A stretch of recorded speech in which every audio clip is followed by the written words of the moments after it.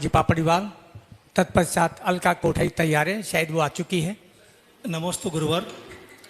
जैसा कि जैन शासन के विस्तार की बात चल रही थी, इसी श्रृंखला में मेरा प्रश्न है, जैन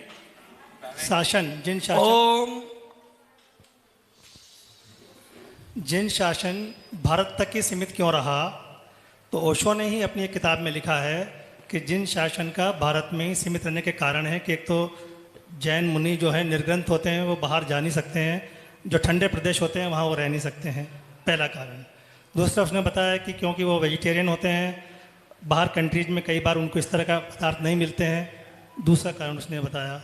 तीसरा कारण बताया कि जैन कभी भी कन्वर्जन नहीं करते हैं, इस्लामिक कन्वर्जन हो जाते हैं, क्रिश्चियन कन्वर्जन होते हैं, लेकिन जैन का कोई उदाहरण नहीं है कि जिसने कन्वर्ट किया हो। स्वेच्छा से बने अलग बात है, लेकिन कन्वर्जन दबाव डाल के कभी भी जैन नहीं करते हैं। उसका भी एक इस तरह के 3-4 कारण ओशो ने अपनी किताब में लिखे हैं। तो यही कई कारण है, या जैन बाहर क्यों नहीं जा रहे? अब आपने जो कारण बताए ना, पहली बात तो ये ध्यान रखना, जो उन्होंने बताया कि जैन मुनि जो होते हैं वो ठंडे प्रदेशों में नहीं जा सकते। अरे भैया, जैन मुनि उस हर प्रदेश पर जा सकते हैं जहां से पैदल जाया जा सकता है। जैन मुनि हर उस स्थान पर जा सकता है जहां पैदल विहार किया जा सकता है, भले वो ठंडा प्रदेश हो या गर्म प्रदेश हो। आपके यहाँ यूपी के अंदर, राजस्थान में जब आपका तापमान 49-50 हो जाता है, जब भी जैन मुनि बिना एसी, बिना पंखे, बिना पानी लिए 10-10, 12-12 उपवास कर लेते हैं, तो जैन मुनि कमजोर नहीं होते हैं, जैन मुनि तो शक्तिशाली होते हैं। आप देख लो, जब आपके यहाँ 45 डिग्री 46 डिग्री तापमान होता है, आप एसी कूलर में बैठते हो और बोतल पानी की बात में रखते हो और पानी पीते रहते हो, पीते तो हाय गर्मी, हाय गर्मी, हाय गर्मी। अब मुनिराज उसी डिग्री तापमान में एक टाइम हार पानी करके पैदल विहार भी करते हैं, अंतराय भी हो जाए, भले 10 दिन हो जाए, फिर भी उफ नहीं करते हैं। इसलिए जैन मुनि कमजोर नहीं होते हैं, भगवान महावीर की संतान हैं। और रही ठंडे प्रदेश की बात, यूपी में कभी जाना, यूपी के अंदर इस दिसंबर के मौसम के अंदर ओस गिरती है, ओस, जो यूपी वालों ने पता होगा, ओस गिरती है।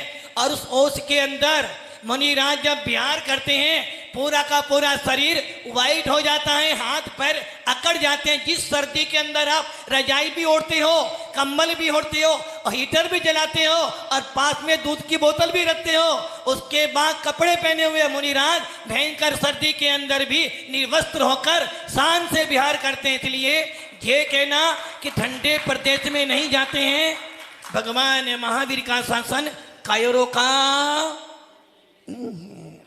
किंतु रही बात, दूसरी बात, हम लोग चंडीगढ़ में थे, चंडीगढ़ में 2017 में बिहार किया था, हम लोगों ने 18 में बिहार किया चंडीगढ़ से।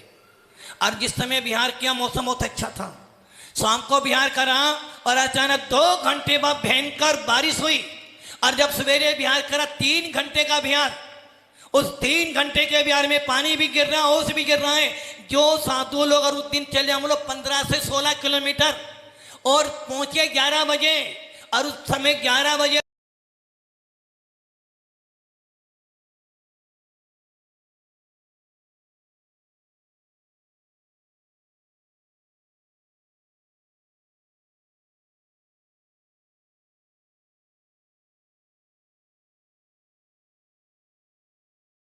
मुनियों की एक दिन की चर्या करके दिखा दे, मान जाएंगे कि हाँ उसने कुछ किया होगा।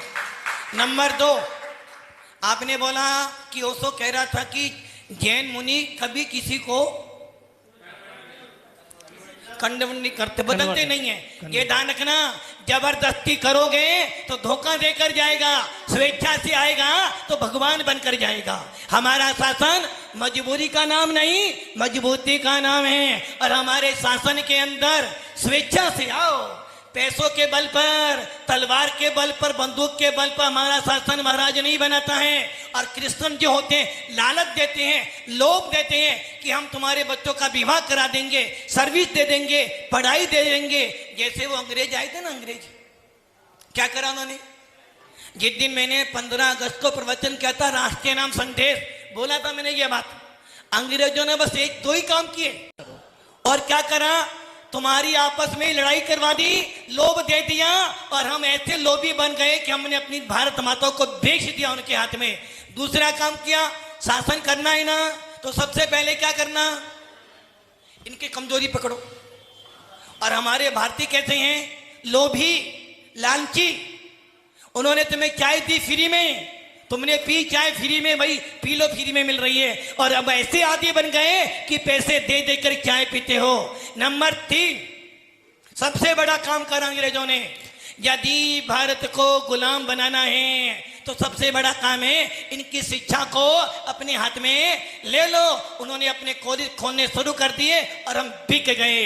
इसलिए इस्लाम धर्म के लोग जो होते हैं, क्रिश्चियन जो होते हैं, लालच देते हैं और लालच देकर जो आएगा, समझे ना, वो तुम्हें ऐसी मार देकर जाएगा कि तुम कुछ भी नहीं कर पाओगे। इसलिए भगवान महावीर कहते हैं, लोभ से, लालच से, ख्याति से, पूजा से कभी मेरे पास नहीं आना।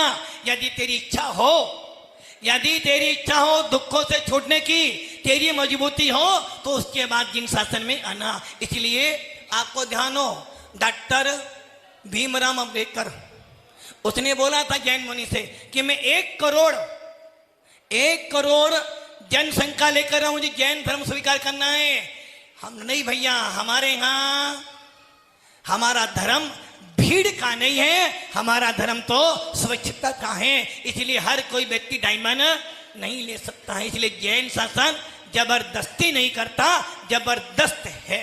नंबर 3 क्या बोला था आपने? नंबर 3 वेजिटेरियन, शाकाहारी होते हैं कि बाहर जो दूसरे देशों में शाकाहार उपलब्ध हो या ना हो। अरे आप भूल कर गए सुरेंद्र जी, विश्व सम्राट, विश्व विजेता सम्राट सिकंदर जब अपनी विजय प्राप्त करने गया था, उसकी माँ ने बोला था, बेटा हिंदुस्तान जा रहा है, भारत में जा रहा है, और मैंने सुना है भारत में बहुत अच्छी अच्छी चीजें मिलती हैं, 11 सम्राट हैं, मैं तुझे सम्राट जब मानूंगी जब तू मेरी इच्छा पूरी कर देगा। तो उसने बोला, माँ तेरी इच्छा क्या है बता। सम्राट हो, सोना चांदी हीरे मोती के ढेर लगा दूंगा, बोल तुझे क्या चाहिए। बेटा यदि ला सकता है तो जैन मुनि को मेरे पास लाके दे देना।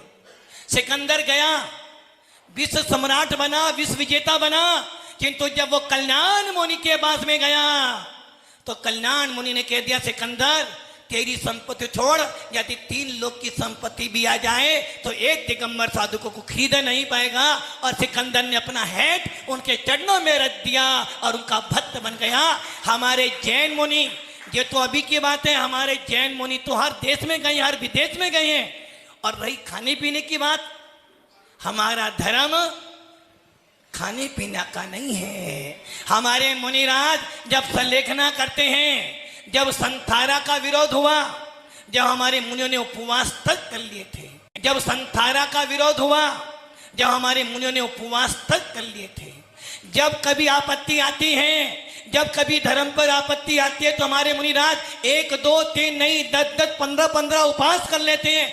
साइंस, अन्य धर्म में तो खा पीकर उपवास किए जाते हैं, अन्य संप्रदाय में तो दिन भर भूखे रहो, रात में खाते रहो। और ऐसा भी संप्रदाय है, दिन भर तो भूखे रहो, रात में खाते रहो। किंतु दिगंबर संत कहते हैं, अरे भैया हमारे यहाँ तो ऐसे ऐसे महाराज हुए हैं जो 1 महीने 4 महीने के उपवास कर लेते हैं। और आज भी मुनि हमारे ऐसे हैं, जब भी उपवास करते हैं 48 24 50 दिन तक भी, 25 दिन 15 दिन तक भी निर्जल उपवास करते हैं। और साइंस कहता है सबसे बड़ा आश्चर्य है 48 घंटे के बाद पानी पीना। अब देखो आप सब भी कितना पानी पी कर रहे होंगे, कितनी बार भोजन करा, 2 बार। तो हमारे मुनिराज पूरे दिन में 1 बार 24 घंटे के बाद पानी पीते हैं। बोले गर्मी कितनी बढ़ जाए, तो इसलिए दिगंबर मुनिराज कभी खाने पीने की नहीं सोते।